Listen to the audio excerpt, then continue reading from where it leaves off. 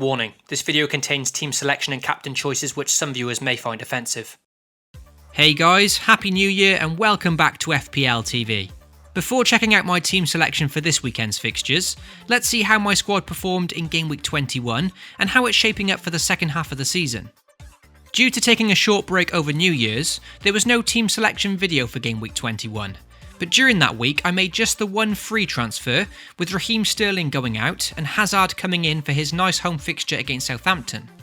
Ultimately, it ended up being a poor decision, with Hazard blanking and Raheem Sterling getting an assist against his former club.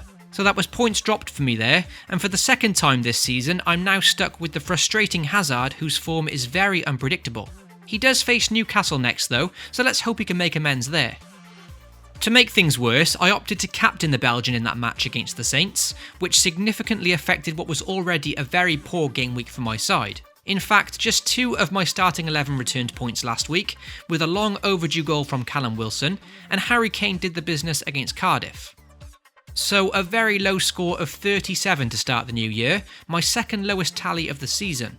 It was a whopping 17 points below the average score, which as expected has given me a big drop in rank to 16,000. As for my squad, there's definitely a few players underperforming at the moment, with Richarlison being particularly disappointing, and his teammate Luca Digne also hasn't done much since I bought him. Everton do have some excellent fixtures coming up now though, with Bournemouth, Southampton and Huddersfield in their next 3, so they'll be staying in my team at least for now. With just 1 goal in his last 5 appearances, Callum Wilson is also treading on thin ice with me, whilst Pereira of Watford has blanked in 2 very nice fixtures recently. But despite the very poor game week, there'll be no panic stations just yet for Game Week 22, and I may just keep things as they are for now whilst I get my head back into the game. So let's move on to Game Week 22 now, and check out my team selection for the coming weekend. And as always, if you'd like to support the FPL TV channel, then be sure to drop a like on the video, and most importantly get subscribed if you haven't already. My biggest downfall in the last few game weeks has been not getting any Manchester United players. So that's definitely something I'm going to have to address soon, with Rashford and Pogba looking very impressive since the departure of Mourinho. Both players are firmly on my watch list, but with an away trip to Spurs next, I'm hoping I can afford to hold off for this week, and then consider them from Game Week 23 onwards when they boast some undeniably good fixtures. With 2 goals and 4 assists from defence this season, Leicester's Ricardo Pereira is another player I'm very keen to buy soon. However, my big concern with him is his short-term fixtures, because following Southampton, Leicester have to play Liverpool, United and Spurs in 3 of their following 4 games. So, despite Pereira looking to be a fantastic option, I may wait until Game Week 27 to buy the defender, when Leicester's fixtures improve significantly. So there's a few players I'm currently keeping tabs on, but as I said earlier, I may remain patient and give my squad another game week as it is, carry over the free transfer, and then have 2 free transfers to play with in Game Week 23 with a bit more information and having got back into the swing of FPL. Of course, if I do make a transfer, I'll be sure to post it as always over on the FPL TV Twitter page, so be sure to come and say hello on there if you haven't already. Game Week 22 marks the beginning of a very nice run of fixtures for Liverpool, and this is where I'm hoping the defensive double-up can really pay dividends. So for me, Alexander-Arnold and Van Dijk will be lining up away to Brighton. Elsewhere, Luca Digne has a decent fixture at home to Bournemouth, and Wan-Bissaka faces Watford with 3 clean sheets in his last 5. So on paper, a decent looking defence this week.